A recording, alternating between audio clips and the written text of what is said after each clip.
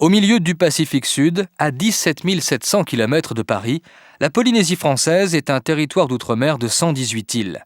Il est composé de 5 archipels au nom mythique, îles de la Société, Tuamotu, Marquise, Gambier et Austral. Formé il y a plusieurs millions d'années, cet ensemble d'origine volcanique évolue lentement mais constamment. Les volcans les plus jeunes, aujourd'hui tous éteints, émergent encore de l'océan. Ce sont les îles hautes. Leur altitude diminue en raison de l'érosion et de leur enfoncement dans le plancher océanique, tandis qu'autour se dessine une couronne de récifs coralliens. Les îles basses, les plus anciennes, n'ont plus de sommets émergés. Seules les barrières de récifs subsistent et forment les atolls. Les richesses de la mer et le tourisme sont aujourd'hui les plus importantes sources de revenus du territoire. Grâce à celles-ci, les Polynésiens réussissent à allier modernisme et respect des traditions. Ainsi, on bâtit toujours les whare, ces habitations faites de matière végétale, et l'on entretient toujours les marae, anciens lieux de culte destinés à rendre grâce aux dieux, représentés par des tikis. En dehors de l'artisanat lié au tourisme, la Polynésie exploite l'un de ses emblèmes les plus solides, le cocotier. La noix décortiquée donne le copra que l'on utilise dans les industries alimentaires, mais fournit aussi l'huile de coco, base de la production du monoeil. Si les goélettes sillonnent toujours les archipels pour approvisionner les îles, la technologie moderne a sensiblement modifié le mode de vie.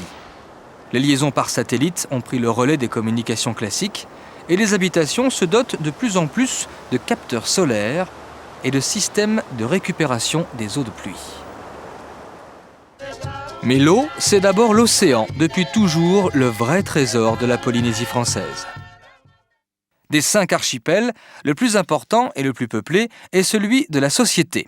Composé des îles sous le vent et des îles du vent, en référence aux alizés, il s'égrène sur 740 km. Les îles du vent comptent 3 îles principales, Tetiaroa, Moorea et Tahiti, la plus grande de tout le territoire. Ce sont 2 volcans qui ont donné naissance à Tahiti, dont les sommets culminent à plus de 2000 mètres.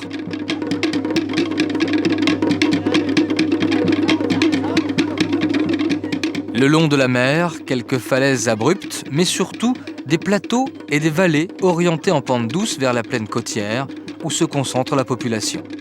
Au large, une barrière de récifs coralliens protège un lagon peu profond et bien abrité.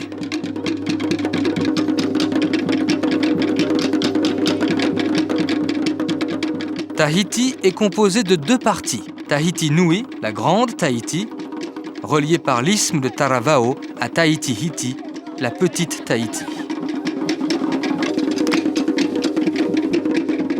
Papeete, la seule vraie cité de la Polynésie française, est née en 1818 par les bonnes grâces du pasteur Crook, missionnaire anglais qui y bâtit le premier temple et les premières habitations. En 1842, les Français en font la capitale du protectorat. C'est grâce à son port, devenu cordon ombilical de l'ensemble du territoire, que Papeete a connu un développement rapide.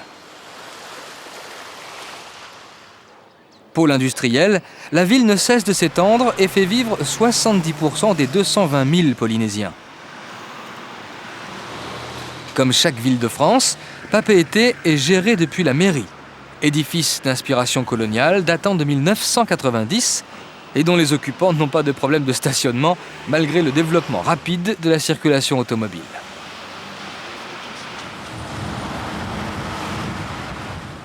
Avec un centre très dense, coincé entre le front de mer et les contreforts de la montagne, Papeete est une petite ville commerçante aux fortes senteurs polynésiennes. Exemple, le marché municipal, installé dans des structures métalliques montées en 1927 et rénové en 1987. Alimenté en produits frais par tous les archipels du territoire, il déborde d'animation et ses étals envahissent les rues voisines.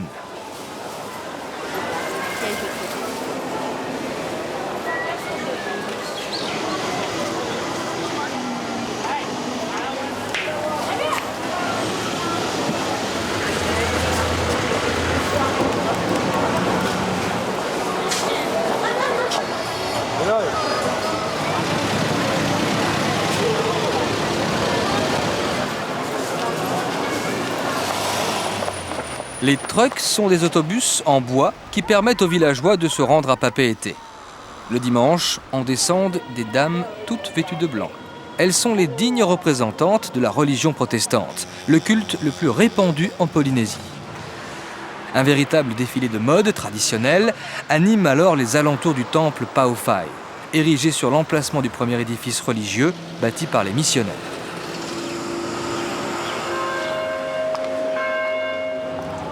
Et le quartier est bientôt bercé par les cantiques typiquement tahitiens, les himene, déformation du mot français hymne.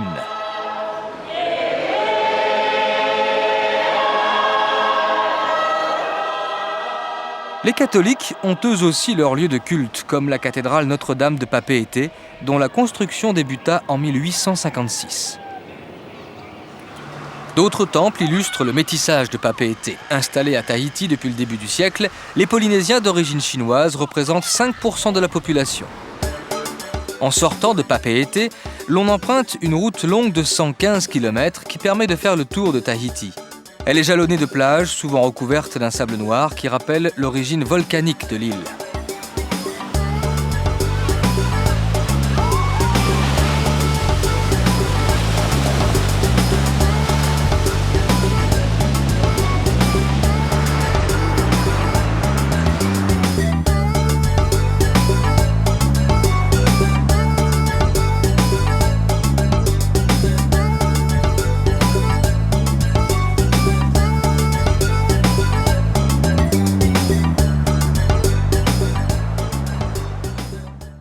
Comme toutes les îles hautes, Tahiti est entourée d'un récif construit au fil des millénaires par l'accumulation de couches de coraux.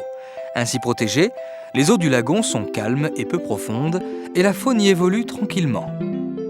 Au-delà, c'est le grand bleu et des créatures plus imposantes, plus majestueuses ou moins rassurantes. Le requin, on l'observe en toute quiétude dans le lagunarium, qui présente quelques-unes des 800 espèces de poissons qui peuplent les lagons polynésiens.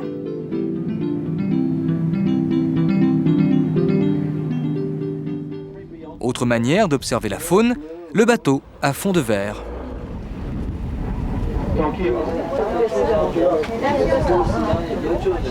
Voilà, dessous le bateau maintenant. Dessous le bateau ici. Donc il attache avec les...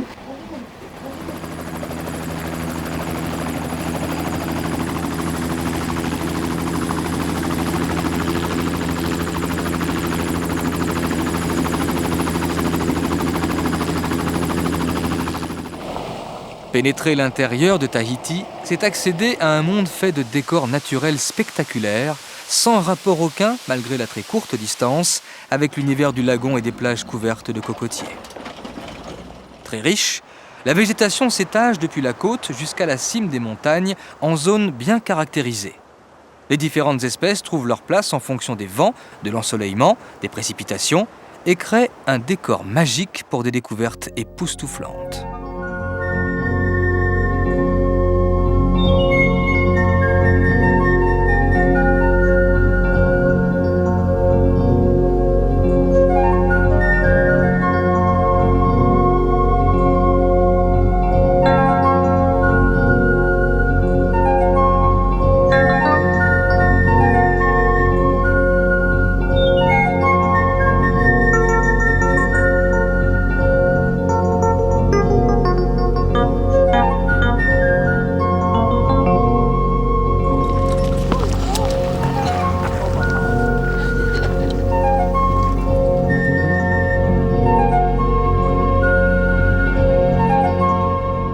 La beauté de Tahiti a bien entendu largement contribué au développement du tourisme. On ne compte pas moins d'une douzaine d'hôtels de standing sur l'île, installés autour de Papeete.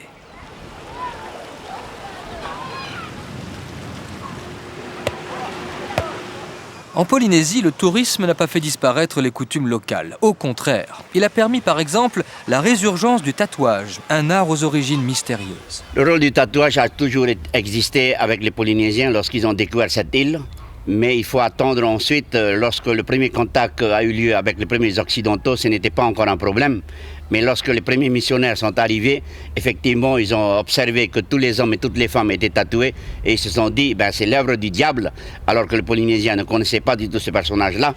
Ils ont essayé de pouvoir supprimer, interdire ce tatouage. Ils y sont arrivés quelques 50 ans plus tard.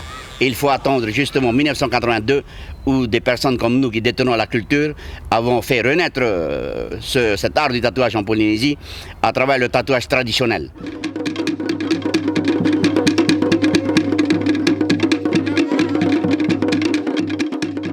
La danse, entrée elle aussi en clandestinité avec l'arrivée du christianisme et réapparue au début du XXe siècle, est de nouveau bien vivante et anime bien entendu le Heiva. Cette grande fête folklorique, devenue quasiment fête nationale, se déroule au long du mois de juillet. C'est l'occasion pour les Tahitiens de faire la démonstration de leur attachement aux traditions.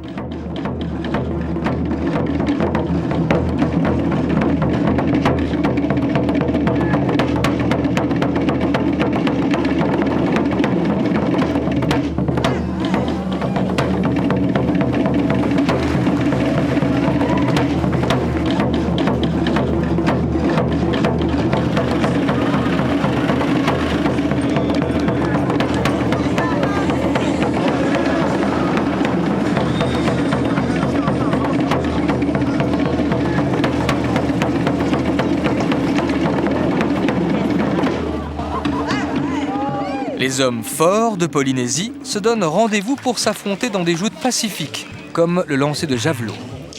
Ce concours, très ancien, respecte toujours les mêmes règles.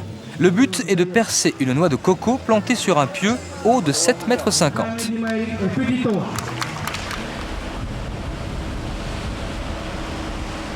Autre compétition d'envergure, les courses de pirogue, auxquelles participent aussi bien les hommes que les femmes. Les pirogues polynésiennes sont de taille et de formes diverses selon les archipels et selon leur utilisation.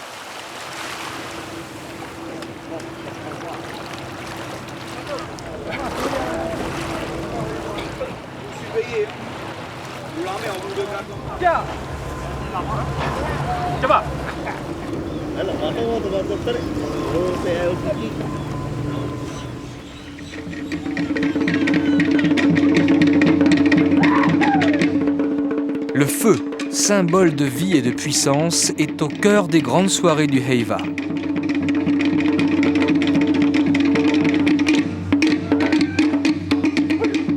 Le feu est l'instrument des danses, mais sert aussi à un rite de purification. Les hommes marchent sur des pierres chauffées pour honorer les dieux. Si ces derniers sont cléments, ils permettront aux heureux élus de vivre dans l'abondance.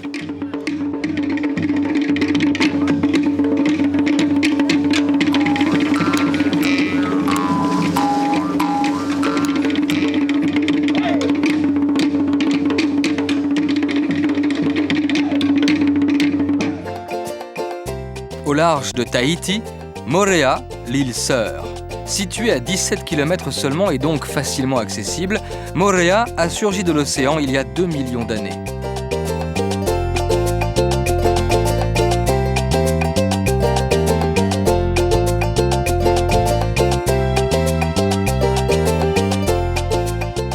Moorea signifie « lézard jaune ». Ce nom avait été donné au fils d'un grand chef guerrier. L'aéroport est le point de départ de la route de 60 km qui ceinture l'île.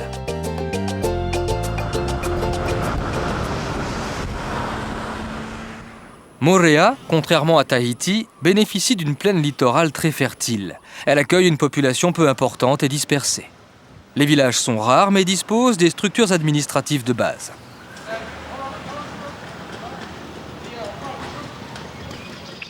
Moorea est hérissée de 8 montagnes, dont la plus élevée dépasse à peine les 900 mètres. Le mont Rotui domine les baies symétriques de Cook et d'Opunohu. La baie de Cook, où s'ancra le bateau du célèbre navigateur anglais en 1774, porte aussi le nom de Pao Pao, du nom du village qui l'aborde.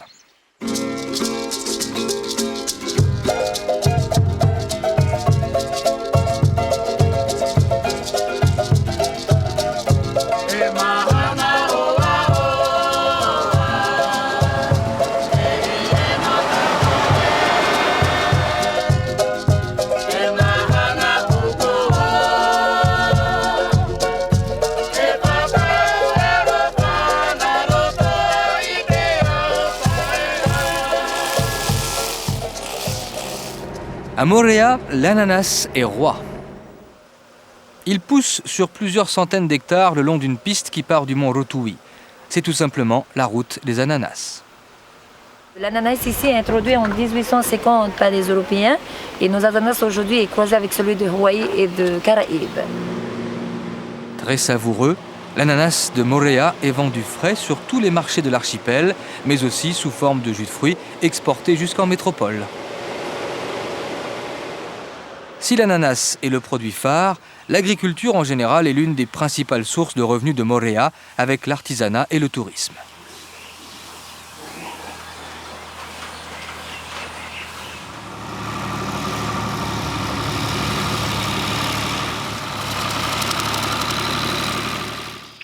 À Moorea, qui dit agriculture, dit élevage. Un élevage pas vraiment intensif et surtout, pour ici, des plus exotiques.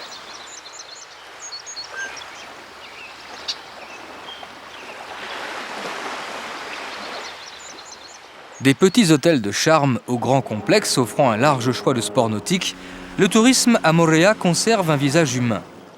Attirés par la beauté du lagon, certains Japonais se laissent aussi séduire par une autre spécialité locale, bien plus romantique, et surtout beaucoup moins onéreuse que dans leur pays.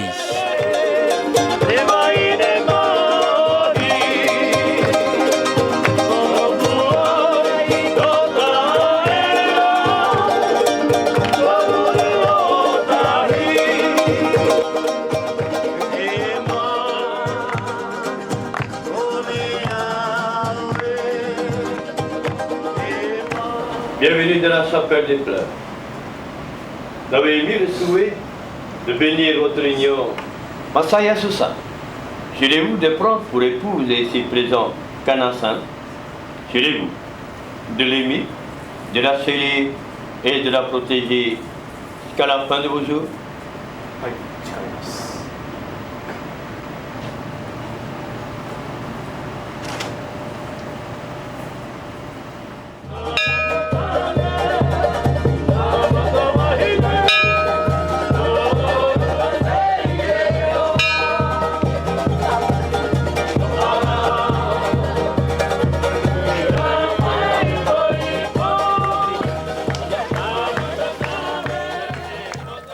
Quand la nuit tombe, les vraies traditions ressurgissent avec le cérémonial du Tamahara, grand festin rituel où l'on invoque les dieux. Cela débute toujours par la confection du grand four polynésien. La première chose à faire, vous allez d'abord creuser un trou sous la terre, à peu près 1 mètre de profondeur, grand comme ça, si vous voulez cuire pour 100 personnes. Et après ça, vous allez dans la montagne pour chercher du bois sec au bord de la rivière. Vous ramassez tous ces pierres volcaniques, vous les chauffez pendant 4 heures, 5 heures. Ce sont les pierres qui coulent dans le nourriture en dessous, des pierres volcaniques. Okay. Et le résultat est délicieux.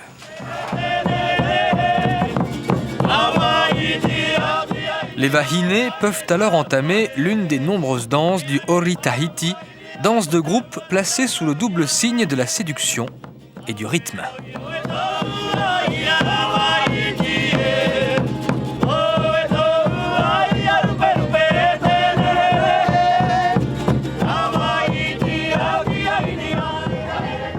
Tetiaroa, bel exemple d'île basse, Tetiaroa est un petit atoll composé de 13 îlots ou motu en polynésien. Un seul est habité. Une piste d'atterrissage y a été tracée pour recevoir quelques visiteurs en quête de dépaysement total. Particularité de Tetiaroa, c'est une île privée. L'atoll appartient depuis 1966 à l'acteur Marlon Brando. Il en a fait une réserve naturelle, protégée avec soin par ses quelques habitants.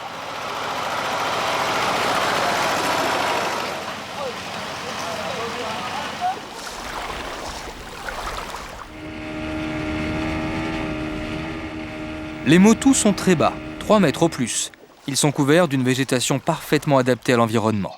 Plantes et arbustes doivent en effet se satisfaire d'un sol pauvre et subir les embruns de l'océan. Parmi les rares arbres, le fara avec ses racines aériennes.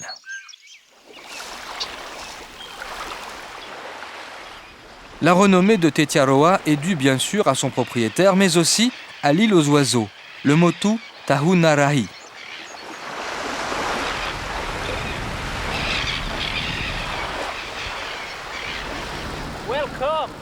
Les visiteurs y sont rares, et Marlon Brando a permis aux scientifiques de venir étudier les dizaines d'espèces d'oiseaux de mer qui y nichent. On y trouve, entre autres, des colonies de sternes huppés, de fous bruns et de frégates.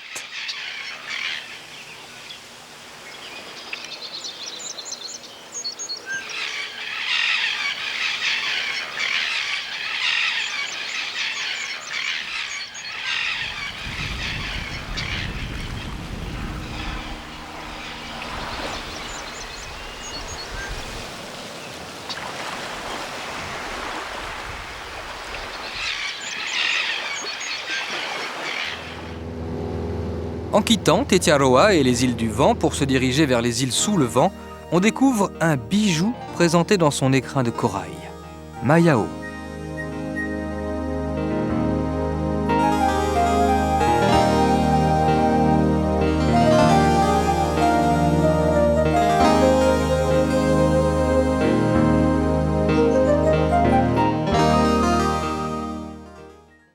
Au nord-ouest de l'archipel de la Société, les îles sous le vent comprennent 4 atolls et surtout 5 îles hautes dominées par des volcans vieux de 2 à 4 millions d'années. Wahine, Rayatea, Taha'a, Bora Bora et Maupiti. Wahine, la plus méridionale des îles sous le vent, a un fort parfum de légende. On dit que la pirogue de Hiro, le dieu des voleurs, la coupa en 2. Résultat, Wahine se compose de 2 îles jumelles baignant dans le même lagon, Wahine Nui, la grande, et Wahine Iti, la petite. Elles sont séparées par un bras de mer formant la vaste baie de Maroe et la petite baie de Buren. Un petit pont relie les 2 îles. Wahine conserve l'un des plus riches patrimoines archéologiques de Polynésie. Les marae, ces terrasses de pierre du culte maoïs, se comptent par dizaines. Bâtis pour honorer les dieux et les ancêtres déifiés, les marae étaient de différentes tailles, les plus grands étant ceux du chef. Situés au centre du village, ils étaient intégrés à l'ensemble des pharés, ces maisons qui, chacune, avaient leur fonction. Le christianisme a depuis longtemps remplacé la religion des ancêtres. Les habitants de Wahine sont majoritairement protestants.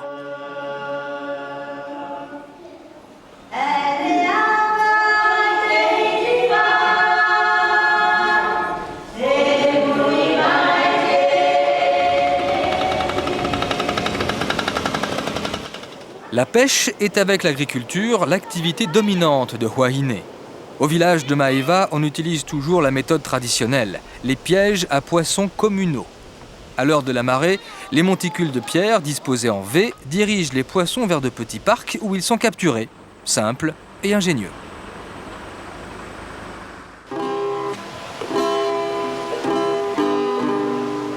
Nostalgiques des temps anciens, les habitants de Wahine n'ont nullement l'intention, en revanche, de pêcher d'étranges représentants de la faune aquatique, les anguilles à oreilles. Ces anguilles sont sacrées selon certains pour des raisons religieuses, selon d'autres tout simplement parce qu'elles sont devenues attractions touristiques. Une halle à Copra, un quai d'accostage pour les goélettes, 1 millier d'habitants décontractés, c'est Faré, le village principal de Wahine.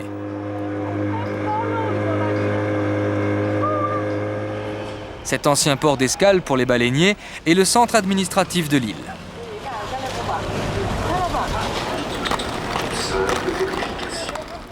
Pour les Tahitiens, c'est Wahine qui incarne le mieux la Polynésie de jadis. Son architecture naturelle demeure très sauvage. L'océan s'insinue dans les terres, transformant les maisons des pêcheurs en habitations lacustres.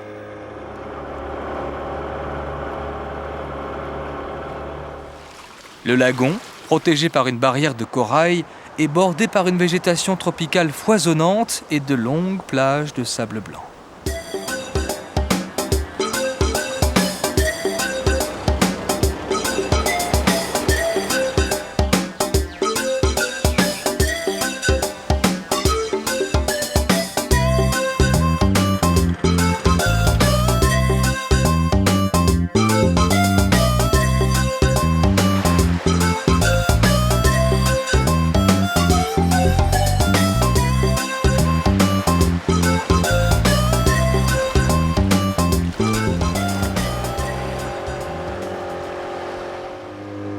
Wahine s'est elle aussi ouverte au tourisme. Jusqu'ici, le maximum a été fait pour fondre les activités dans l'environnement.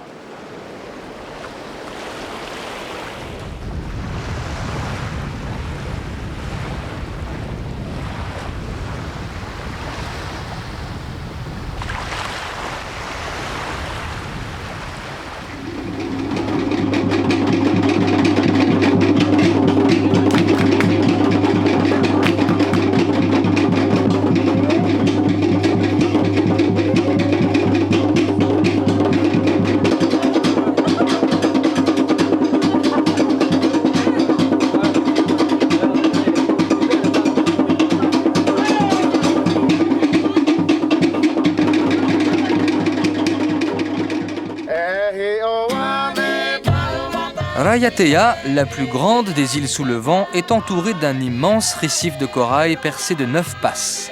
Les plages y sont rares et étroites. Point culminant, le mont Tefatua, 1017 mètres.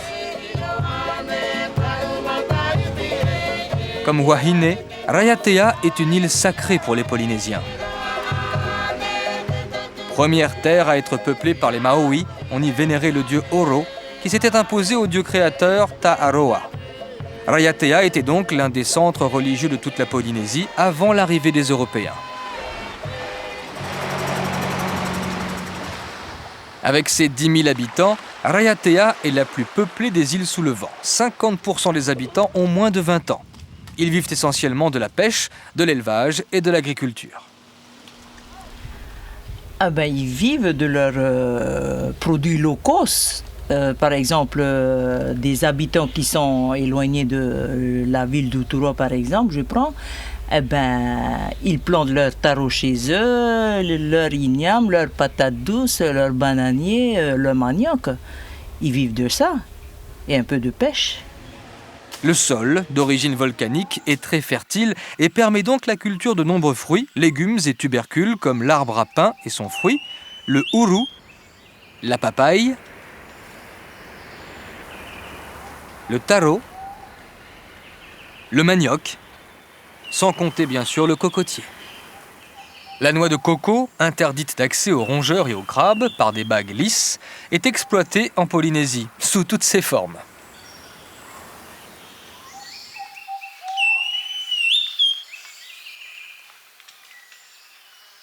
Les fruits locaux, comme la banane et l'ananas, au goût délicieusement sucré, voisinent avec les pieds de taro sur le petit marché d'Outuroa, le village principal de Raiatea. Son supermarché, mais surtout, ses 2 lycées et son hôpital sont utiles aux habitants de toutes les îles sous le vent.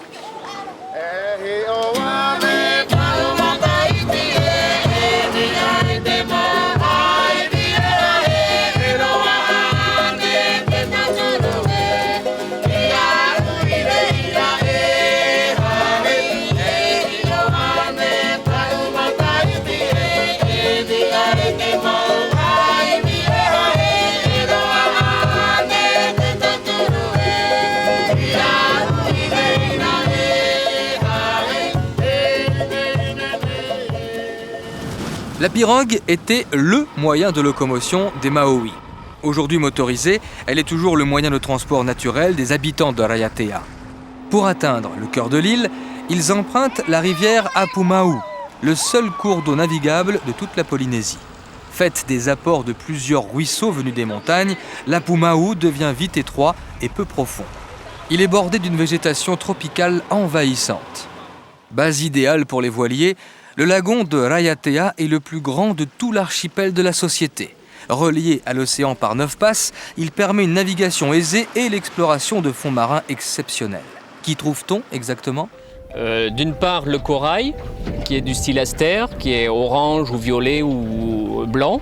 D'autre part, les poissons, soit des poissons de lagon le long des tombants, soit en bordure océanique. On peut voir des bandes de carangues, des bandes de barracuda, quelques raimentas. Ce sont des poissons océaniques qui viennent se nourrir dans les eaux légèrement troubles et chargées en particules des courants sortants.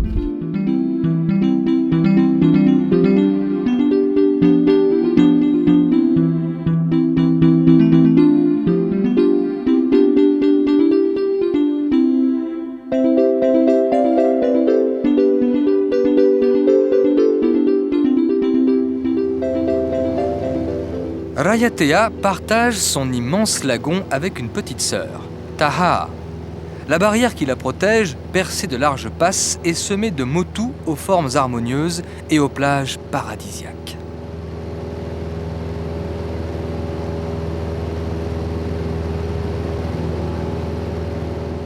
Les montagnes de Tahaa ne dépassent pas les 590 mètres d'altitude et l'on ne compte sur l'île que 4000 habitants. Sauvage, Tahaa est entourée d'une côte sinueuse dessinant de jolies baies. La grande spécialité de Tahaa se trouve au cœur d'une végétation exubérante, la vanille. Une plante grimpante de la famille des orchidées, développée ici par la main de l'homme. Sa fleur doit être fécondée pour obtenir un fruit charnu, la gousse de vanille, utilisée pour son goût et son fameux parfum. Tahaa produit 80% de la vanille récoltée en Polynésie.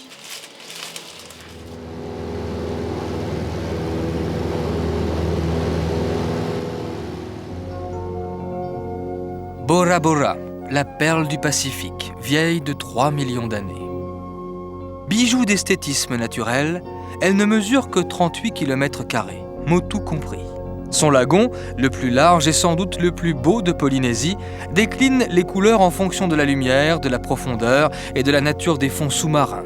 Phénomène intermédiaire entre îles hautes et atolls, Bora Bora est entouré d'un récif très large, fondu en un seul endroit, Te Avanui, la Grande Passe.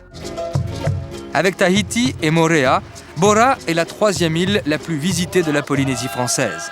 D'ailleurs, elle vit essentiellement du tourisme.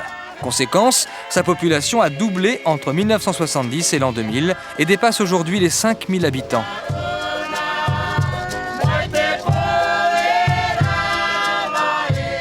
De nombreux artistes ont élu domicile à Bora Bora, séduits par la beauté de l'île et des vahinés. Jean Masson a été l'un des premiers. Je pense que c'est parce que Masson est venu ici à Bora Bora et a aimé cette île qui rappelait beaucoup les Tuamotu. Il peignait la lumière, beaucoup de maisons. Et peut-être c'est à ce moment-là que les amis artistes ont débarqué sur Bora Bora. Le charme de Bora Bora opère depuis longtemps. De James Cook, qu'il a découverte en 1769, en passant par Jack London ou Paul-Émile Victor, ils ont tous trouvé ici l'île de leurs rêves. La situation stratégique de Bora Bora, dans le Pacifique Sud, a attiré également un autre genre d'immigrants. En février 1942, l'armée américaine lançait l'opération Bobcat, avec l'installation sur l'île d'une base de ravitaillement et d'un réseau de défense pour s'opposer à une éventuelle attaque japonaise. Les canons, destinés à contrôler la passe de Te Avanui, ne furent jamais utilisés et les 5000 soldats américains abandonnèrent l'île en 1946.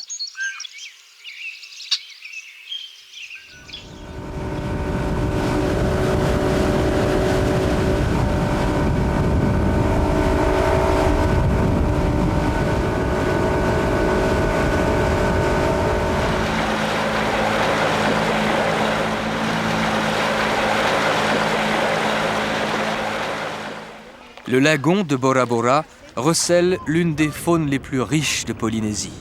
Les requins à pointe noire sont présents partout en Polynésie, mais ici on peut les observer avec prudence à l'heure du repas.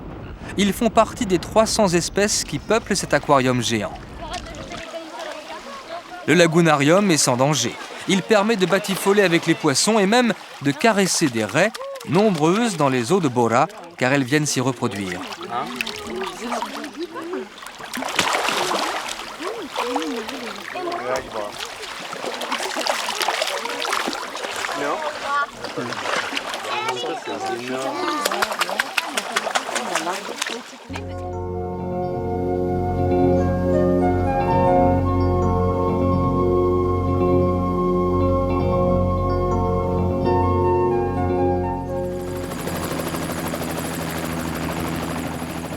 Maupiti est la plus septentrionale et la plus petite des îles sous le vent.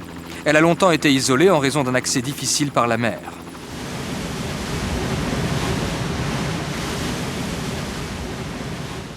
Une entrée unique, la passe d'Onoyahu, l'espadon qui nage en tahitien.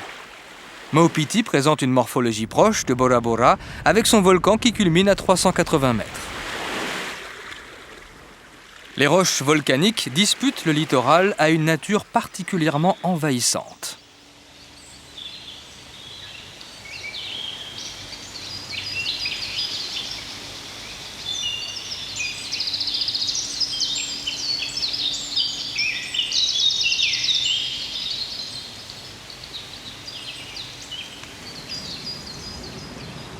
Maupiti ne compte que 4 villages. Le plus important, Waiaea, est dominé par le traditionnel temple protestant. Waiaea a l'aspect paisible d'un charmant hameau de campagne. C'est là que vivent la majorité des 800 habitants de Maupiti, dans une sérénité qui n'est pas près d'être troublée par le monde moderne.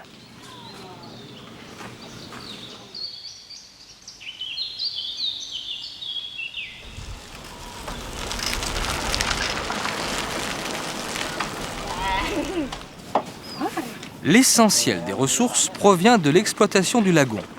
Dès l'enfance, ici, on pratique la pêche sans effort démesuré. C'est face aux motus bordés de sable blanc, où l'on trouve les rares pensions de l'île, qu'on installe les filets à poissons. Maupiti et les kilomètres de plage des motus seront longtemps encore le visage d'une Polynésie à l'ancienne, pure et naturelle. À l'est des îles de la Société, l'archipel des Tuamotu s'étend sur 1500 km. Il est constitué de 78 îles, pour la plupart des atolls coralliens bas et peu peuplés. C'est Magellan qui aborda le premier l'archipel en 1521. En tahitien, Rangiroa signifie le grand ciel. Un anneau corallien large de 300 mètres encercle sur une longueur de 230 km le lagon le plus vaste de Polynésie. Il pourrait contenir entièrement les îles de Tahiti et Moorea. Rangiroa est un atoll ouvert avec ses 2 passes, celles d'Avatoru et de Tiputa. Au bord de chacune des passes, un village. C'est là que vivent les 2000 habitants de Rangui, en osmose avec l'océan. Activité principale, la pêche.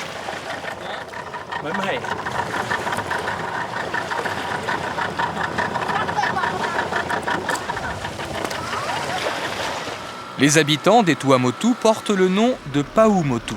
Ils sont 16 000 disséminés sur les dizaines d'îles.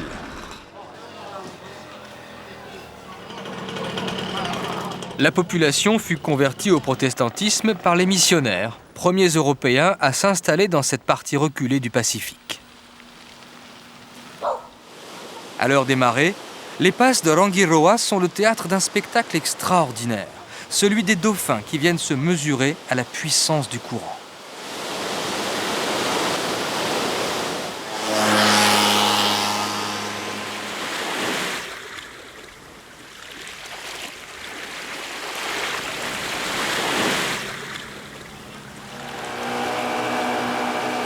Le lagon de Rangiroa est une véritable mer intérieure.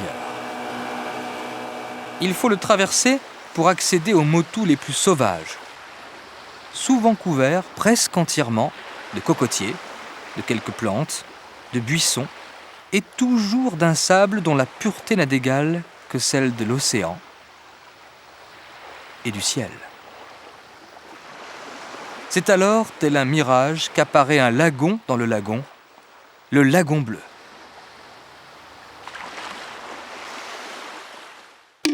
L'anneau corallien de Tikeao, au nord de Rangiroa, est parfaitement circulaire. Il protège un lagon de 26 km de diamètre, sorte d'immense piscine naturelle.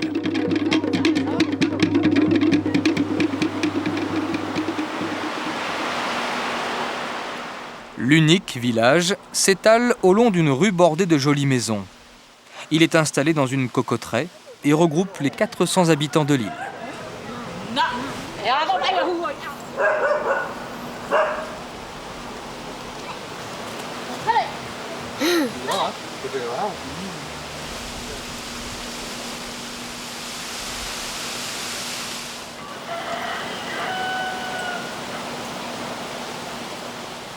Producteurs de copra, mais surtout pêcheurs, les habitants de Tikeao exploitent un lagon connu comme étant l'un des plus poissonneux de Polynésie.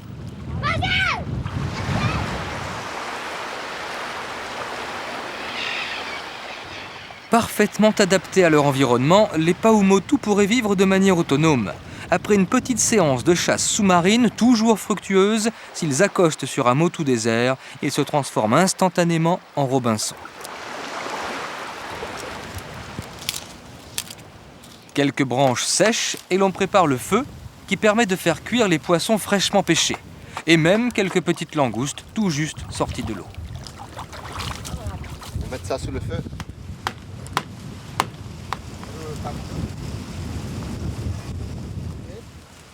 Le ourou, fruit de l'arbre à pain, est lui aussi cuit au feu de bois. Il ne reste plus qu'à tresser la nappe et le repas peut être servi.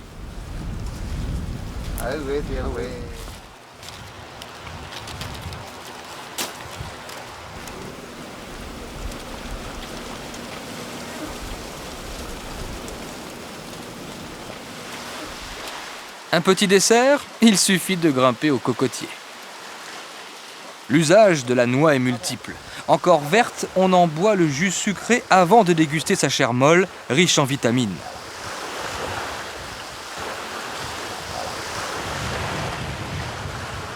Bien mûre, on la fend en deux pour récupérer le coco blanc bien durci.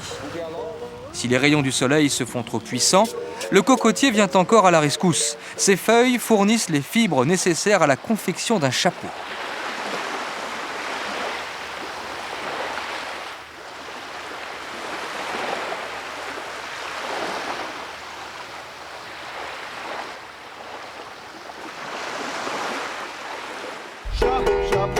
Et tout s'achève, comme toujours sur les archipels polynésiens, en musique et en chansons.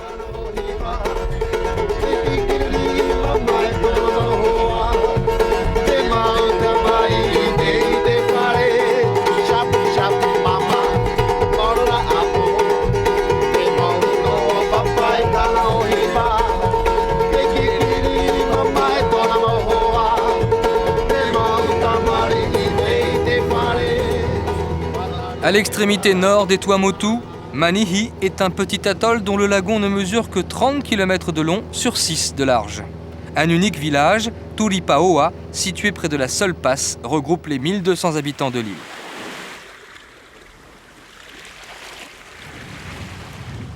On y mène une vie paisible, se laissant aller au fiou, la langueur chère au caractère polynésien.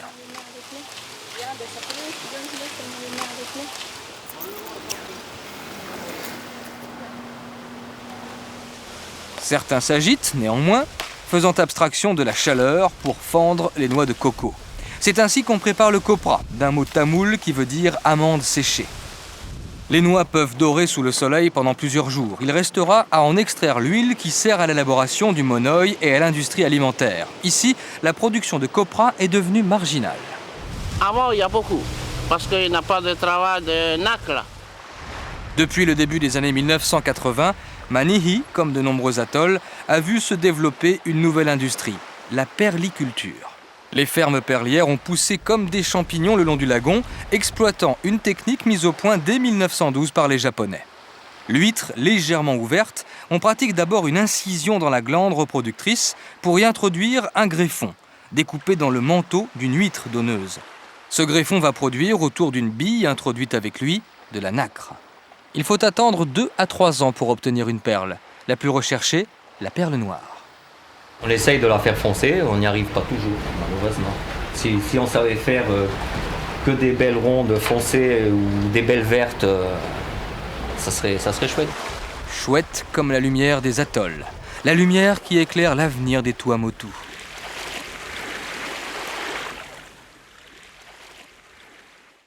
À 1300 km au nord-est de Papeete, l'archipel des Marquises est constitué de 12 îles dont 6 seulement sont habitées.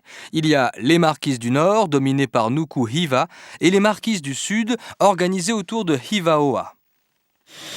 Des vols quotidiens relient Tahiti à Nuku Hiva, la plus grande des îles Marquises. Pénétrer Nuku Hiva, c'est entrer dans l'univers des Marquises. Un monde nimbé de mythes et de légendes, fait de massifs montagneux creusés de vallées profondes et dominés par des crêtes. La végétation, elle aussi, ajoute au mystère.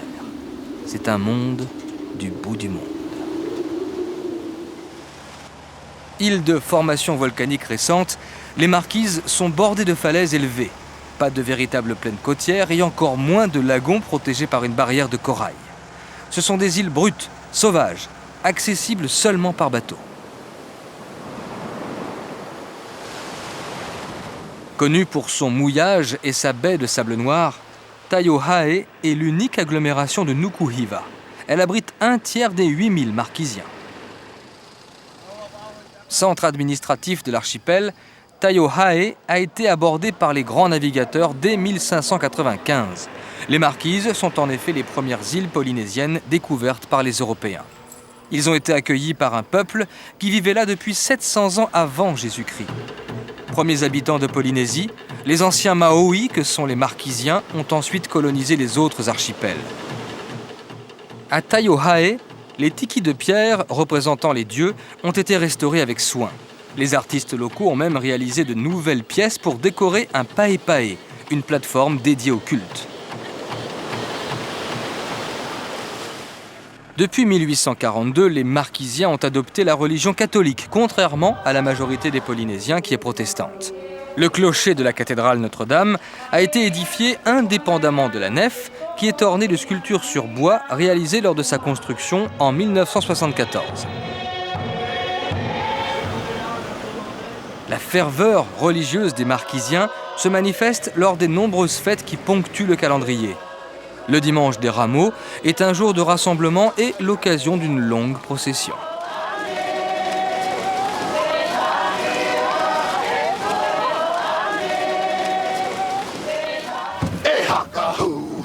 Le contraste est saisissant avec les danses traditionnelles. Elles évoquent les instincts guerriers des anciennes tribus Maori qui pratiquèrent le cannibalisme jusqu'au milieu du XIXe siècle.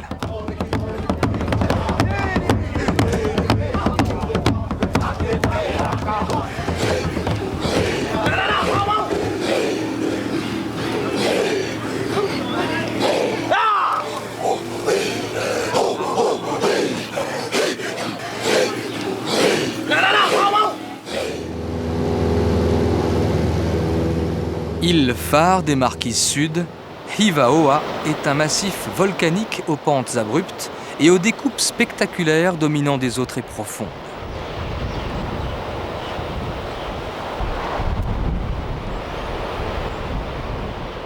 Peu de plages de sable blanc, mais de nombreuses criques bordées de pierres volcaniques.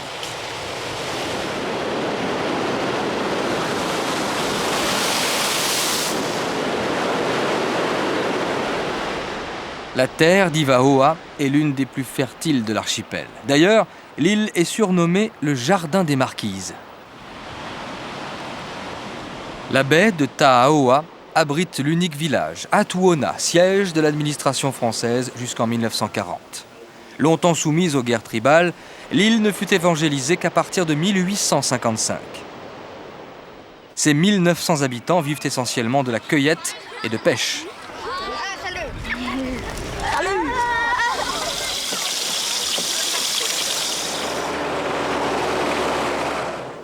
Les maisons marquisiennes sont adaptées aux conditions climatiques, parfois rudes.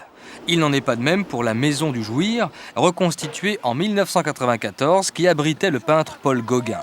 Elle côtoie un musée dédié à l'artiste, qui résida ici les 2 dernières années de sa vie, de 1901 à 1903.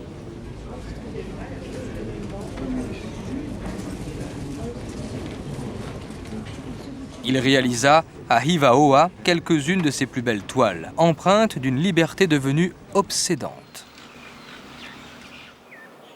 L'homme qui disait vouloir uniquement partager sa vie avec les sauvages est enterré dans le petit cimetière d'Atuona, sous un frangipanier. Sa tombe est gardée par la déesse Oviri, dont le nom signifie « sauvage ». À quelques pas, la tombe d'un autre artiste en mal de tranquillité, Jacques Brel, qui vécut 3 ans à Atuona avant de s'éteindre en 1978. Dominant la baie, son fantôme doit encore murmurer « Le temps s'immobilise aux Marquises ».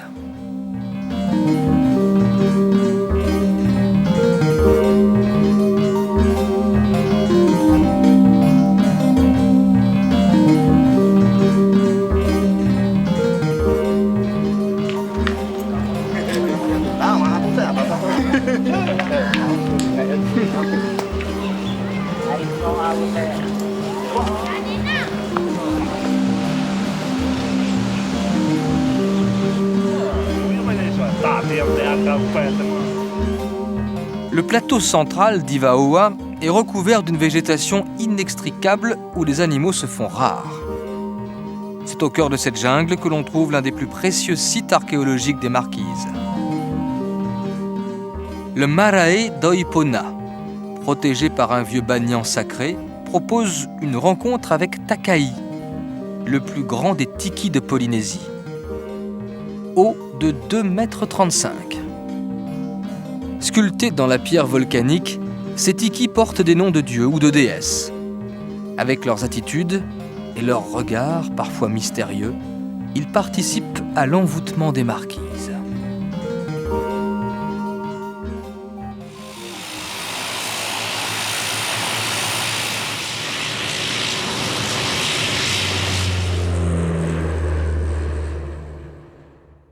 À 1600 km au sud-est de Tahiti, le petit archipel des Gambiers est constitué de 4 îles hautes et d'une multitude d'îlots protégés par des barrières de corail. Découvertes par le capitaine James Wilson en 1797, ces îles perdues, reliées entre elles par bateau, ne comptent que 1200 habitants.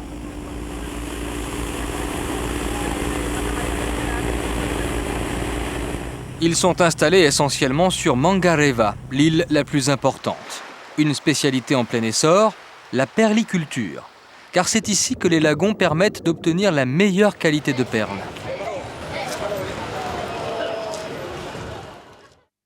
À 560 km au sud de Tahiti, l'archipel des Australes s'étale sur plus de 600 km. Il est composé de 5 îles hautes, dont les principales sont Rurutu et Tubuai, puis Rapa, beaucoup plus petites. Tubuai est baigné par un lagon peu profond, parsemé de motus. C'est l'île la plus vaste de l'archipel, avec ses 45 km². Le village de Mataura regroupe l'essentiel de ses 2000 habitants. Tubuai, centre administratif de l'archipel, bénéficie, comme toutes les Australes, d'un climat tempéré qui permet par exemple la culture des vignes et des agrumes.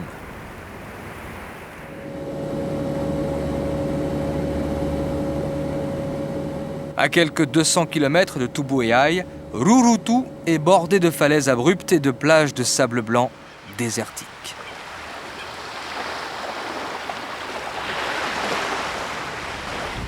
Trois villages seulement, Moerai, Hauti et Avera, abritent les 2200 habitants de l'île qui vivent surtout de la pêche et de l'agriculture.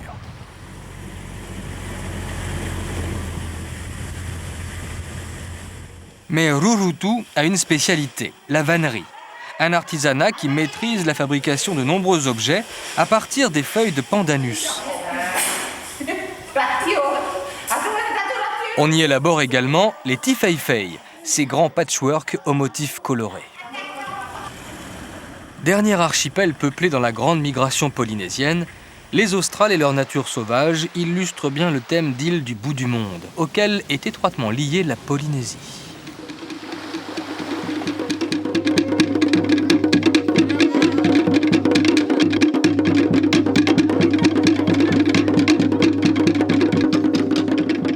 Malgré les distances qui les séparent, les archipels polynésiens sont imprégnés des mêmes cultures. D'abord, celles transmises au début de notre ère par les Maoris, puis celles apportées plus tard par les explorateurs européens. Mais l'âme polynésienne est riche aussi d'une nature encore plus belle que dans les rêves.